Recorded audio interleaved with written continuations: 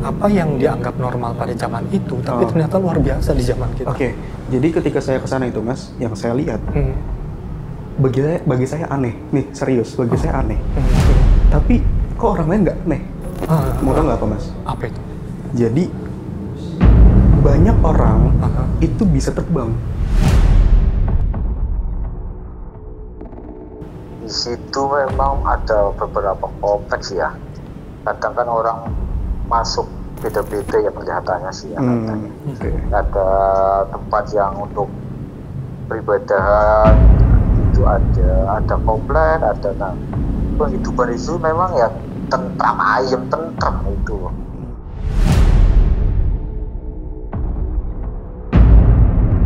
Di kawasan itu yang saya lihat kan saya terus naik gitu, terus jalan lagi, terus saya sempat melihat ke bawah ketika saya udah sampai di tingkat saya nggak tahu tingkat keberapa. Saya melihat ke sekeliling gitu kan, ya. Ternyata setelah saya perhatiin ada beberapa jalan yang itu jadi jalanan umum, benar-benar umum, tapi ada jalanan khusus. Kalau memang kita lepas dari itu siapa wayangan ya saat itu situs-situs di situ kayak ke Danau Purba Borobudur di bawah dasar itu memang ya ada khasiat-khasiat sendiri ya.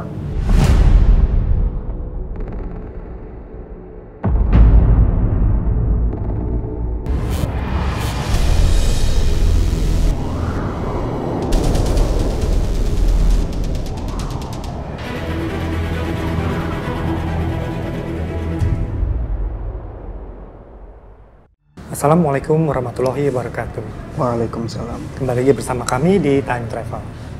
Nah, gimana kabarnya Lim hari ini? Alhamdulillah baik aja Mas. Iya. Mas Anton gimana kabarnya? Kabar baik, dalam keadaan yang sehat juga. Alhamdulillah. Sobat Time Travel gimana kabarnya? Semoga sehat selalu dan selalu dalam lindungan yang Maha Kuasa ya Mas Anton. Amin, amin. Semoga begitu keadaannya. Nah, Sobat Time Travel, di episode ini kita akan mengulas keberadaan sebuah danau purba di masa lalu di kawasan yang kita kenal sebagai Candi Borobudur.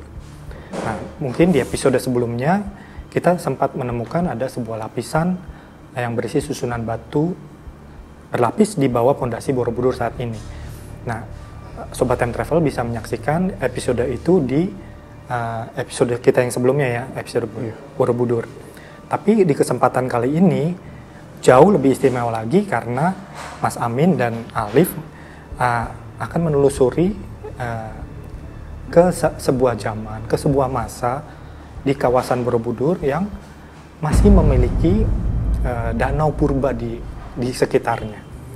Nah, seperti apa keberadaan kawasan Borobudur dan kehidupan di masa itu?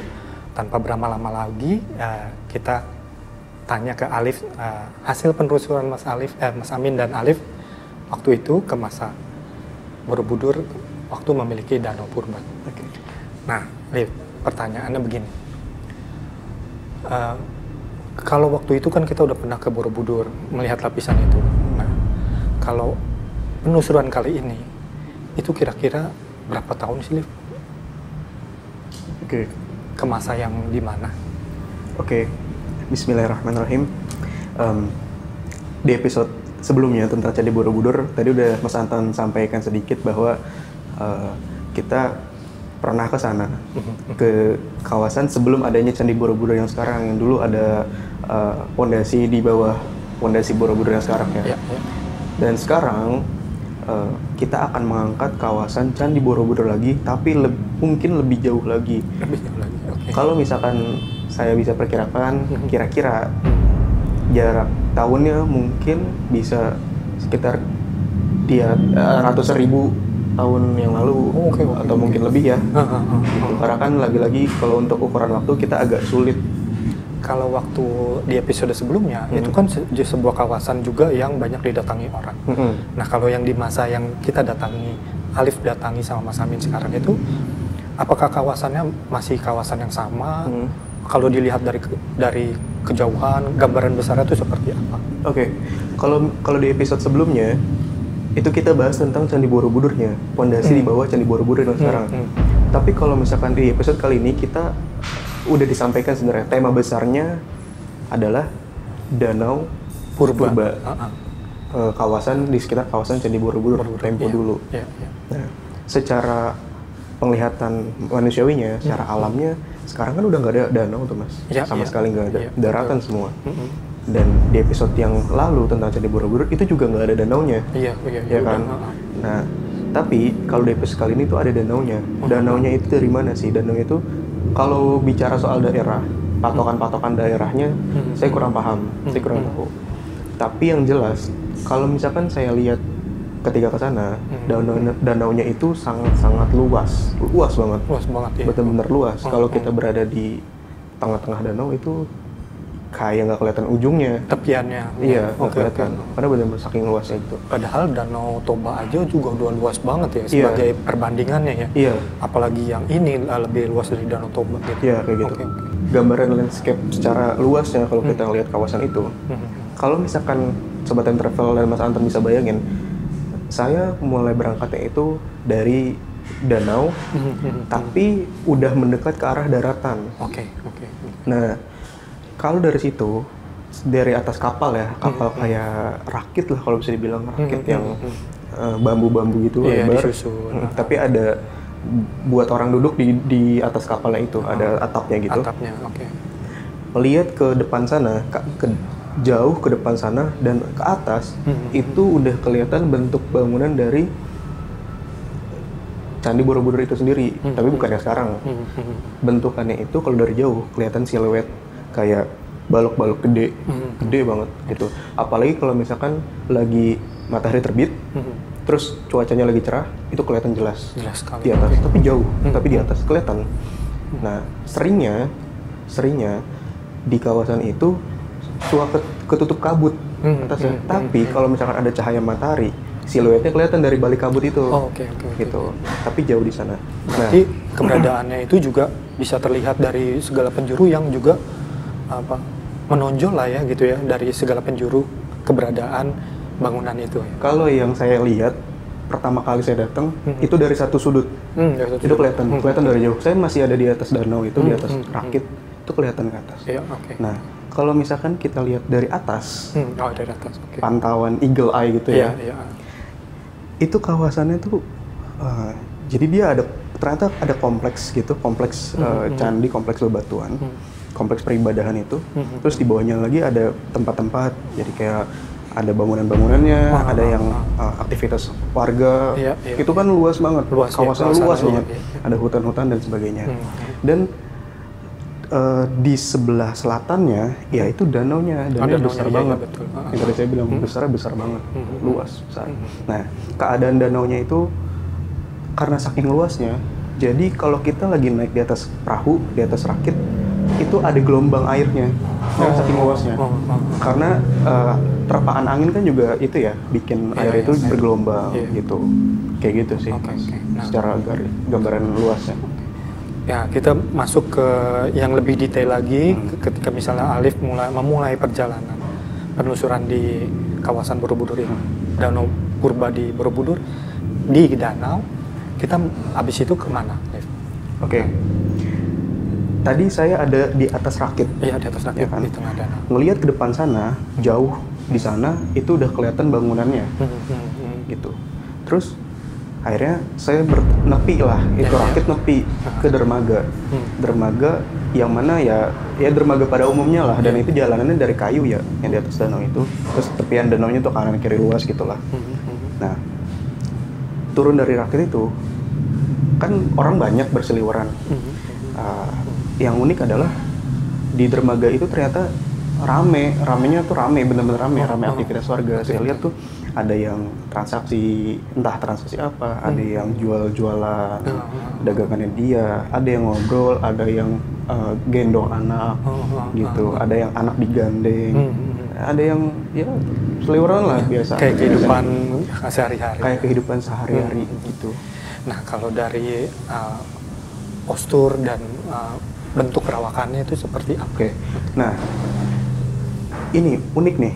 Jadi kalau misalkan kita selama ini angkat tentang peradaban, itu misalkan ya contoh peradaban Gunung Padang, itu orang-orangnya tuh kayak orang blasteran Yeah. Indo, Indo Cina atau Yeah, Indo yeah, apalah segala macam Yeah. bule-bule gitu. Terus juga pakaian-pakaiannya yang pakaian apa ya, mewah tapi dan elegan. Tapi kalau ini pakaiannya mewah tapi klasik tapi unik. Kenapa? Karena kalau misalkan Sobat Time Travel pernah baca kisah pewayangan atau pernah nonton yang menggambarkan tentang kisah Mahabharata atau apapun itu ya, pewayangan, pakaiannya tuh kayak gitu. Kurang lebih kayak begitu. Kurang lebih kayak gitu. Pertama pakaiannya kayak gitu. Kalau misalkan mayoritas perempuan itu kebanyakan pakai kain kayak dodot gitu ya, dodot Jawa. Tapi dia ada outernya, ada luarannya gitu, gitu, sampai pinggang, gitu. Terus perempuan juga ada yang pakai ikat-ikat kepala, tapi itu dari logam, terus pakai gelang, ada aksesorisnya. Kalau yang laki-laki ada yang di telanjang dada, terus tapi bawahannya kayak kain sarung, tapi bentukannya celana gitu. Ada juga yang memang dia pakai bentukan apa ya bahasanya ya, kayak baju, saya kurang paham sih nama-namanya. Pokoknya dia ada yang pakai baju, tapi ada juga yang telanjang dada, atau ada juga yang dia punya baju tebal juga, baju yang nutup semuanya gitu, laki-laki. Tapi yang tadi saya bilang unik adalah di beberapa orang itu punya aksesoris laki-laki ada saya gelang bahu, gelang sini, terus ada yang di tangan. Terus beberapa orang saya lihat itu ada yang kayak pakai mahkota gitu, dan itu logam semua. Bahkan ada yang kelihatan kayak emas. Aksesoris yang khas kayak di pewayangan. Yang tadi saya bilang khas kayak di pewayangan. Kalau Sobat Time Travel pernah baca kisah-kisah tentang pewayangan. Nah, itu kan tadi secara pakaian. Nah, posturnya apa rupanya? Posturnya itu kalau misalkan saya bandingin sama orang kita zaman sekarang sama saya sendiri, itu tinggi banget. Itu gede banget. Gede dan tinggi. Nggak tahu berapa meter. Tapi zaman dulu emang segitu normalnya. Iya. Terus perawakannya, muka-mukanya itu muka-muka orang apa ya, orang pribumi Jawa lah, Jawa Sunda aja. Kalau sekarang ya Jawa Sunda gitu. Bukan menyerupai yang kayak di peradaban Gunung Padang. Iya. Kalau yang peradaban Gunung Padang itu lebih heterogen, lebih beragam. Tapi kalau yang pada saat itu di Danau Purba Candi Borobudur, ya kayak orang-orang Jawa, Sunda, gitu, yang tulen lah. Warna kulitnya juga sawo mateng tapi bersih, gitu. Nah, Alif, ini kan tadi Alif ngasih tahu sesuatu yang kayaknya di luar dugaan lah gitu. Ada satu hal yang istimewa, kayak misalnya dia tingginya tuh ternyata lebih tinggi dari manusia zaman sekarang.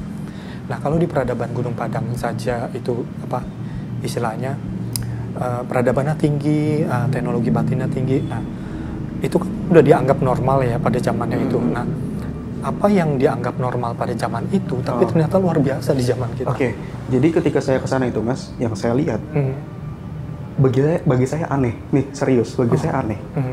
Tapi kok orang lain nggak aneh? Mau tau nggak apa Mas? Apa itu? Jadi banyak orang itu bisa terbang. Serius, ini saya turun nih sama rombongan yang lain.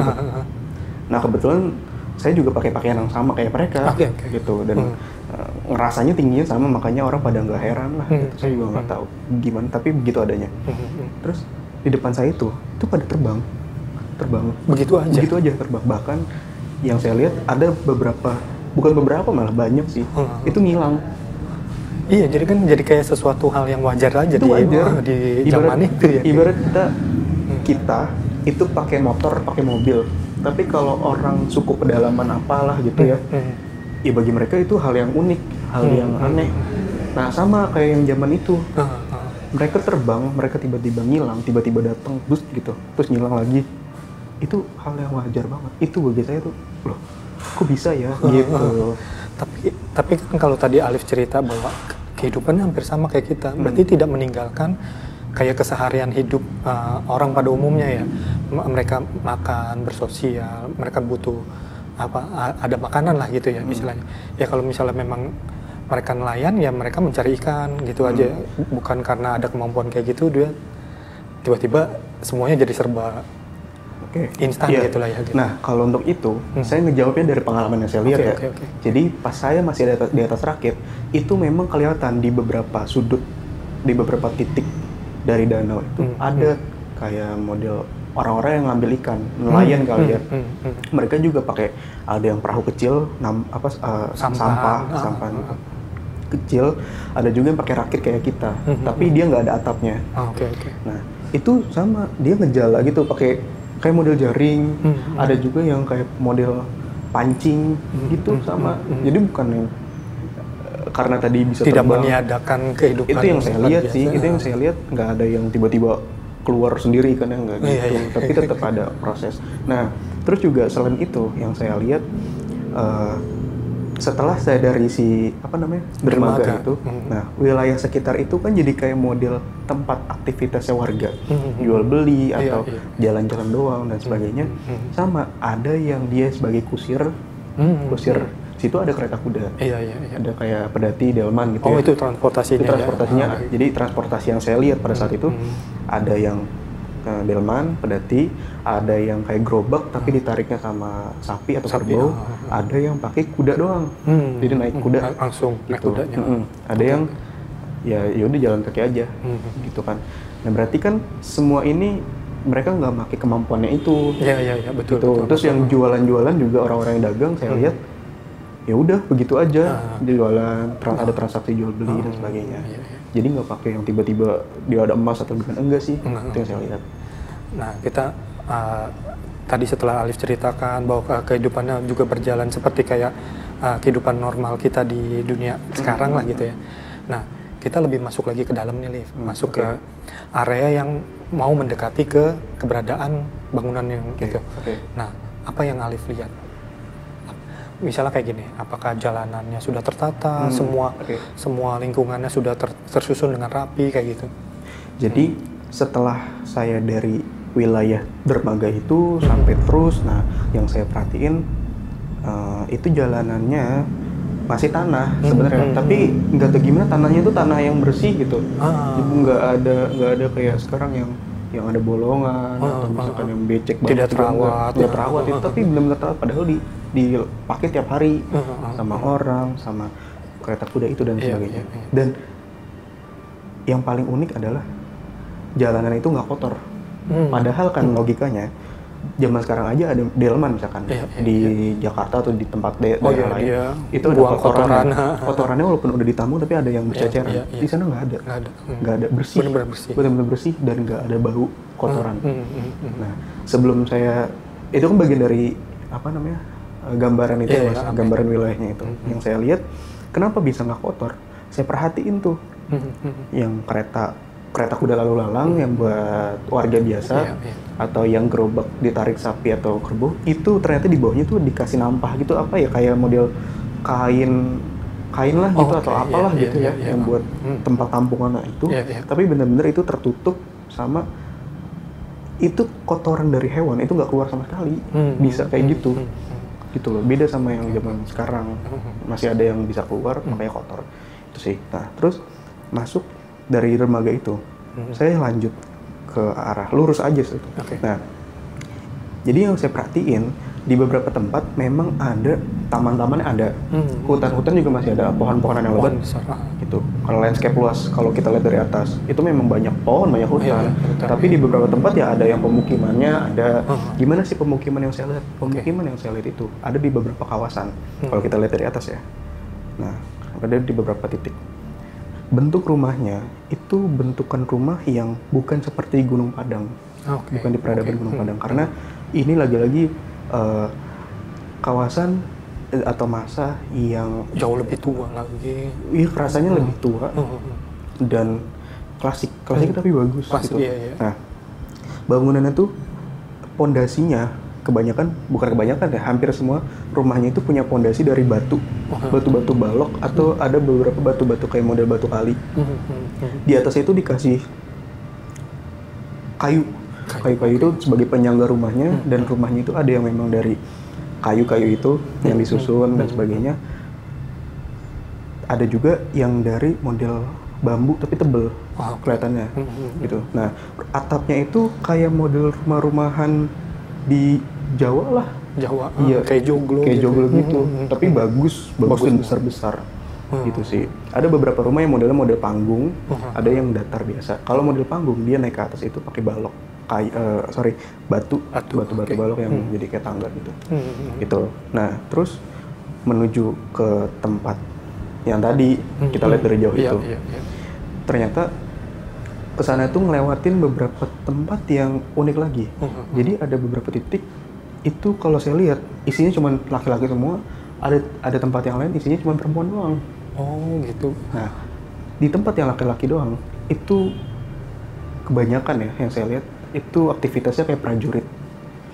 Oh, kayak kesatrian gitu kali Ya, ya, kali ya. kalau di masa-masa kerajaan gitu kali kayak ya. prajurit gitu. Karena ya memang mereka punya senjata-senjata, megang tombak, gitu, megang perisai, gitu. Ada pedangnya juga, ada panah di sini, ada panah, gitu.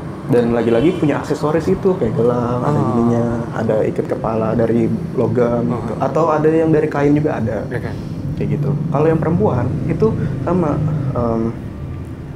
kain-kainan yang dodot gitu, tapi ada luarannya. Rata-rata segitu sih. Ya. Mungkin tren pada saat itu Tren gitu ya.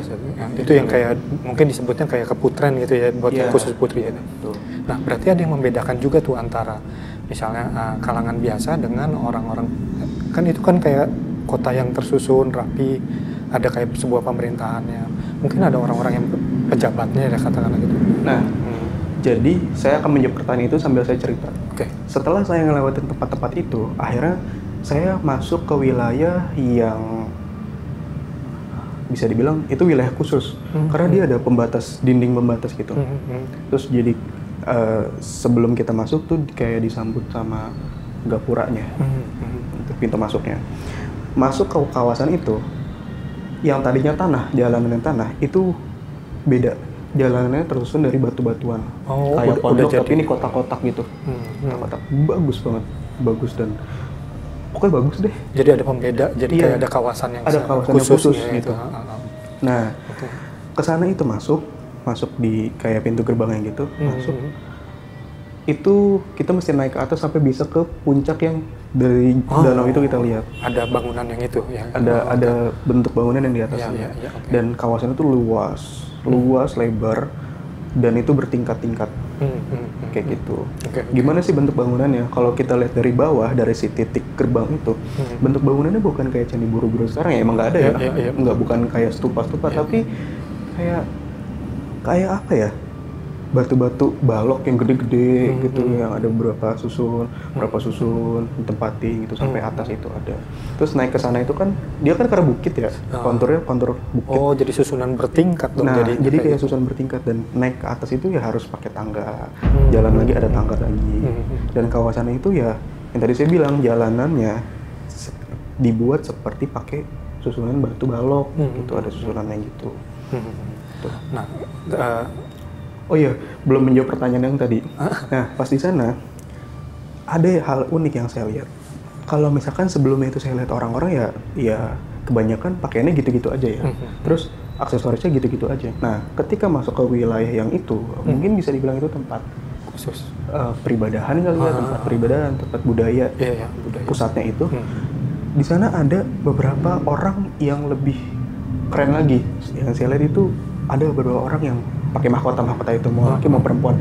Ukirannya, bentuk ukiran dari si mahkotanya itu ya kayak yang di wayang, Mas. Kalau misalkan Sobat Time Travel kelahiran era 90-an ke atas ya, itu ada namanya komik era Kosasih kalau nggak salah. Kayak gitulah. Oh, ada kayak mahkota yang itu ya. Iya, bentuk-bentukannya gitu tuh. Iya. Ukirannya gitu. Terus juga yang di lengan gitu. Gelang bahu terus ada gelang di sini. Gitu. Itu menurut saya, menurut penglihatan saya, itu yang membedakan dari orang-orang yang tadi di bawahnya itu yang tadi saya lewatin. Itu beda, benar-benar beda, kelihatan beda. Pakaiannya juga beda, gitu. Nah, terus apalagi yang membedakan yang dia ada di sana? Oke. Di situsnya langsung lah. Gitu. Nah, di kawasan itu yang saya lihat kan saya terus naik gitu, terus jalan lagi. Terus saya sempat melihat ke bawah ketika saya udah sampai di tingkat saya nggak tahu tingkat keberapa. Saya melihat ke sekeliling gitu kan, lihat. Ternyata setelah saya perhatiin ada beberapa jalan yang itu jadi jalanan umum, benar-benar umum. tapi ada jalanan khusus. Nah, jalanan umumnya ini ada 2. Yang pertama umum itu di luar si tembok pembatas. Itu umum. Nah, Liv, itu kan kawasan itu, yang kawasan khusus itu kan jadi kayak semacam pusat kebudayaan pada masa itu ya. Nah, secara spirit itu dia spesialnya apa sih? Itu tempat bukan cuman pusat kebudayaan, tapi yang tadi saya bilang itu bukan tempat kebudayaan doang. Yang saya tadi bilang itu kayaknya juga tempat suci, tempat sakral, tempat untuk beribadah lah gitu. Karena memang orang-orang di sana pas masuk itu heningnya gimana ya? Bukan diem aja gitu ya, tapi khusyuk gitu, sakral. Ke tempat yang sakral kan pasti gitu ya. Terus di beberapa tempat memang disediain tempat untuk orang pada duduk gitu, entah yang duduk ngasal atau duduk yang beraturan kayak bersap-sap gitu. Terus juga di salah satu tingkat tertinggi itu ada tempat jadi kayak untuk orang lingkar lah gitu. Gitu. Dan kalau misalkan dilihat secara spiritnya ini yang unik mas. Jadi apa yang saya lihat di sana itu kelihatan secara manusiawinya, tapi secara spiritnya adalah dari tempat itu entah gimana seperti ada jalur menuju ke wilayah selatan.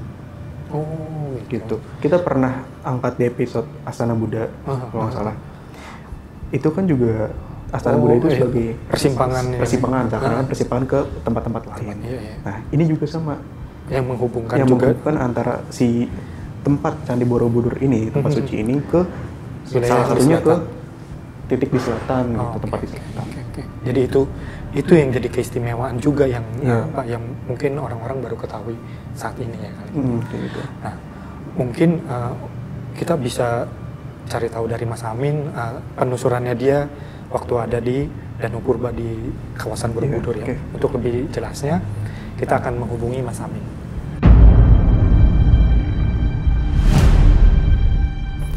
Nah, Sobat Time Travel, saat ini kita sudah terhubung dengan Mas Amin untuk bercerita tentang detail penelusuran Mas Amin di masa Danau Purba di sekitar kawasan Borobudur.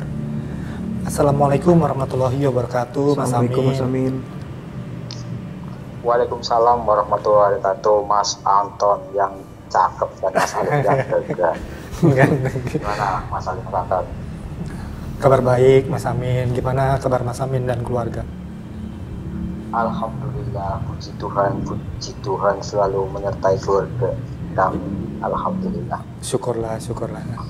Nah, Mas Amin, kan kita lagi syuting soal kawasan Danau Purba di Borobudur ya. Tadi Alif udah cerita sedikit tentang pengalaman penelusuran Alif di sana. Nah, kalau dari sisinya Mas Amin bercerita tentang penelusuran di Danau Purba Borobudur, dari mana Mas Amin memulai titik penelusuran Mas Amin di sana? Oke, Mas Amin mau menjelaskan ya titik awal mulanya Amin di situ melihat Danau Purba di Borobudur. Jadi yang dulu pernah kita travel ke sana itu ya, itu baru pondasi dasarnya lagi. Ini sebenarnya Danau Purba itu lebih tua lagi itu Mas Anton. Nah, kenapa di situ ada danau? Nah, manakala zaman dahulu itu memang ya danau penuh dengan danau, jadi ada sungai yang bersih jernih. Nah, Borobudur zaman purba dulu memang sebelum ada Borobudur itu ya, sebelum ada pondasi yang pertama kali ya, itu sebenarnya sudah ada danau di situ Mas Anton. Nah, tadi kan Alif sempat bercerita bahwa orang-orang yang ada di kawasan Borobudur saat itu penampakannya, perawakannya, bentuk rupanya itu hampir sama kayak tokoh-tokoh yang ada di pewayangan gitu loh Mas. Nah, kalau menurut Mas Amin gimana? Iya Mas, jadi sebelum pondasi yang dulu ya, lebih dulu itu di danau itu, orang-orangnya itu loh Mas loh. Ya kayak tokoh-tokoh pewayangan, perawakannya, cara dandannya, cara berhiasnya, ada kayak gelang di kaki, ada gelang di tangan, di lengan, gitu Mas. Memang pawayangan semua yang kami rasakan sebenarnya itu. Alif juga tahu itu sebenarnya waktu itu. Alif itu kayak apa bajunya kayak gitu ya. Emang nggak ada yang bikin baju Alif itu kan baju zaman dulu zaman pawayangan kayak gitu, sederhana itu Mas. Ya Mas Alif. Ya aja deh. Nah, kan tadi Alif juga cerita ya Mas, di masa itu kan ada hal-hal yang berlaku wajar, normal pada saat itu. Nah kan, kalau semisalnya kayak di peradaban Gunung Padang, ada masa di mana batasnya tuh tipis antara dunia yang itu dengan makhluk-makhluk yang lain. Nah, apakah Mas Amin merasakannya gimana? Apakah ada satu hal yang normal wajar di masa itu, tapi menurut kita itu di luar dari nalar gitu? Iya Mas Anton. Jadi cerita sekilas aja ya mengenai orang-orang terdahulu yang pawayangan itu sebenarnya memang harusnya kayak gitu ya. Jadi dari waktu itu memang danau itu ya memang gimana ya sangat bersih suci ya. Jadi memang nggak bisa dipertahankan Mas sebenarnya waktu itu, karena nanti perubahan zaman peradaban itu nanti akan berbeda itu Mas Anton. Nih Mas Amin waktu kesana lihat kan ada orang-orang yang terbang atau yang tiba-tiba ngilang, terus keluar di tempat mana, terus hilang lagi, terus datangnya di tempat mana, tempat lain lagi. Lihat kan Mas, nah itu mungkin bisa Mas Amin ceritain kenapa bisa gitu. Oh yang itu iya, yang itu yang orang-orang yang kayak di film itu iya kayak gitu. Wah itu memang kesaktian yang dasar ya Mas Alif ya. Jadi saat memang waktu itu memang makanannya juga dijaga ya, kamu misalnya jangan makan yang mengandung hewani kayak gini ya, patuh sama guru-gurunya di situ. Jadi orang yang pawayangan itu memang luar biasa dan memang menahan ya, kuat menahan loh godaan loh, jadi sakti bisa menghilang dengan sekejap mata itu. Ya gambaran aja misalnya kayak Gatot itu kalau mau terbang tinggal dua tangannya megang sampulnya itu, kakinya diangkat sedikit satunya langsung bus hilang itu. Iya, itu contoh ya Mas Amin ya. Iya itu suatu contoh ya. Di situ juga kayak gitu Mas Alif Mas Anton. Oke. Nah, kalau mengenai keberadaan situsnya ya, kawasan yang dibilangnya kayak pusat kebudayaan di sana gitu Mas Amin. Nah, arti pentingnya waktu Mas Amin lihat di sana itu sebenarnya kayak apa Mas? Secara manusiawi dan penglihatan spiritnya seperti apa? Waktu Danau Purba Mas. Iya, yang ada situnya Borobudur. Situs Candi Borobudur yang masa lalu itu.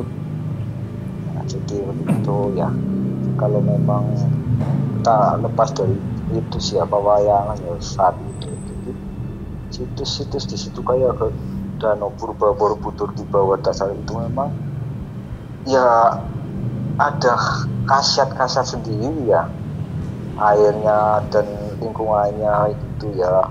Jadi ada bisa bikin tambah bersih.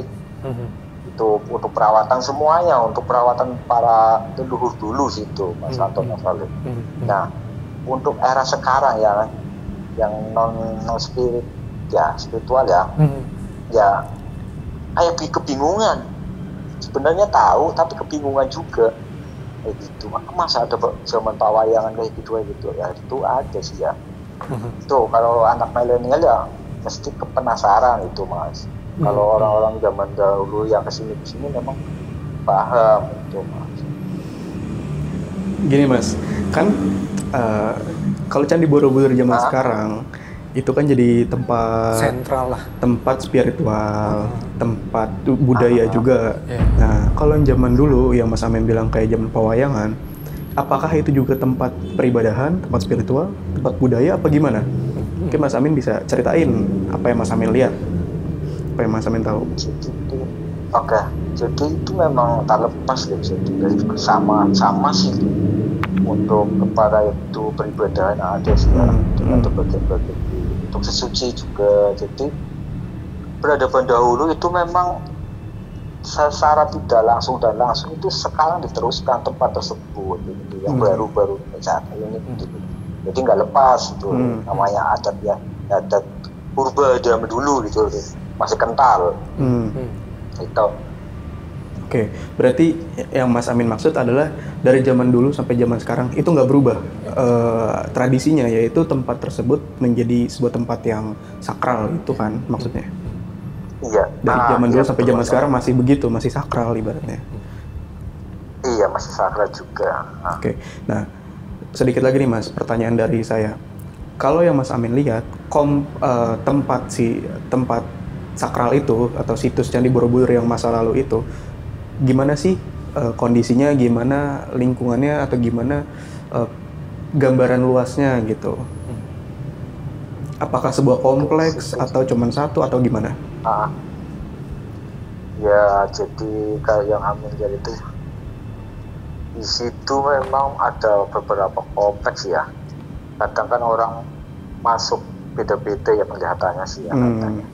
Ada tempat yang untuk peribadahan itu ada komplek, ada kehidupan itu memang ya tentram, ayam tentram itu.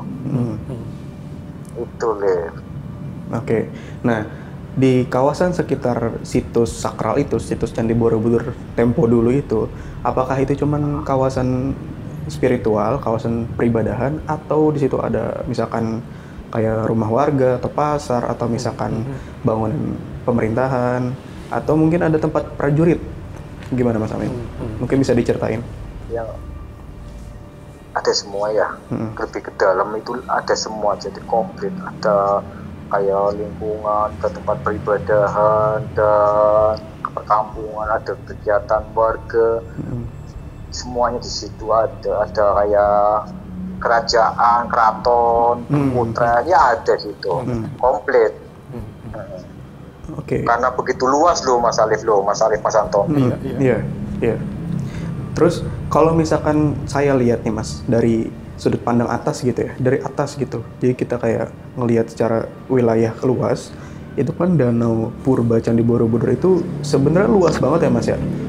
Atau mungkin Mas Amin punya penggambaran sendiri atau gimana? Bisa diceritain nggak Mas? Nah, Danau Purba itu memang Mas, suaranya nggak jelas. Iya, kurang keras. Oh, nggak jelas. Habis ini bikin gangguan. Jadi gini Mas Anton. Iya. Danau Purba manakala dilihat dari atas itu hampir sama lokasi Borobudur saat ini. Namun di sekeliling danau tersebut itu luas lagi, ada kayak taman itu Mas Alif, yang Amin lihat dari atas itu Itu Mas Alif.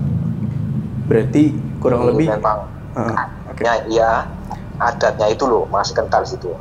Berarti intinya kurang lebih yang apa yang saya lihat sama Mas Amin lihat itu kurang lebih sama lah ya. Karena kalau misalkan kita lihat dari atas, danaunya itu luas banget, benar-benar luas, dan di wilayah kompleks Candi Borobudur dan sekitarnya adalah sebuah kawasan yang memang itu aktivitas warga gitu kan Mas? Kurang lebih kayak gitu ya? Iya Mas Alif, jadi Mas Alif itu nggak usah merendahkan diri. Waktu kita kan traveling masa harus sama mestinya itu loh ya Mas Alif. Mas Anton. Mas Alif sukanya kayak gitu ya Mas Alif, Mas Anton. Oke. Nah Mas, kayak mungkin Mas Amin bisa menggambarkan kayak perawakan dan penampilan orang-orang pada zaman itu. Apa sih yang membedakan misalnya antara orang kebanyakan dengan orang yang menjabat di sana lah katakanlah gitu. Ada Mas Anton, itu memang harus diceritakan ya perbedaannya. Jadi kalau darah biru itu ya, itu bajunya ya, baju pawayangan itu beda loh sama baju sekarang loh. Itu terletak di bajunya satu, perbedaan sama orang biasa loh, darah biru itu loh. Kedua, pakai gelang di kaki sama di lengan. tapi emas. Iya, iya. Nah itu untuk laki-laki dan perempuannya sama.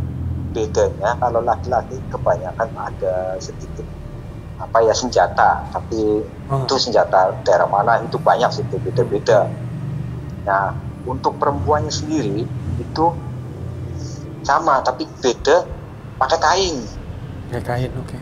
Kayak kain selendang itu loh. Itu nanti kalau jalannya juga, waduh, kayak Putri Solo mas, jalannya gitu loh. Halus itu. Oke. Lebih mirip kayak orang-orang kayak apa mas? Kalau di Gunung Padang kan kayak orang-orang bule gitu ya. Kalau yang di sini kayak apa? Itu di Danau Purba Borobudur itu kayak yang Amin benar-benar lihat ya. Ada yang samanya Gunung Padang. Ada yang paling kecil kayak orang Jawa kita. Ada. Yang kayak Amin Postonya juga ada. Ada yang kayak Mas Alex juga ada, Mas Anton.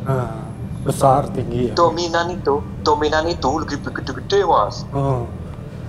Matanya ya ada yang biru, ada yang sedikit coklat, ada yang hitam. Itu mas. Nah Mas Amin, kalau dari masa Danau Purba di kawasan Borobudur, ada nggak sih Mas Amin pesan-pesan dari leluhur yang di sana untuk kita di generasi masa kini? Iya mas, jadi untuk generasi masa kini itu memang harusnya dikenalkan budaya-budaya zaman dahulu, peradaban itu gunanya untuk meneruskan, untuk memahami aja. Kalau nggak meneruskan ya memahami. Nah itu kan sebagian, sebenarnya wejangan yang peradaban dahulu itu banyak lewat yang diangkat dijadikan Jawa Borobudur. Nah itu sebenarnya wejangan beliau-beliau itu loh mas, yang terpahat-pahat semuanya itu loh. Tinggal kitanya aja mencerna. Nah relief-relief itulah wejangan beliau-beliau sebenarnya. Itu diwakilkan oleh tangan-tangan seni. Itu mas, itu udah ada buku-bukunya. Nanti era sekian yang Borobudur mau jadi Borobudur ini kayak gini udah ada. Tuh mas, jangan beliau zaman pawayangan di Borobudur dan Borobudur itu. Oke, mungkin cukup ya Mas Anton? Iya, cukup. Saya pikir juga cukup.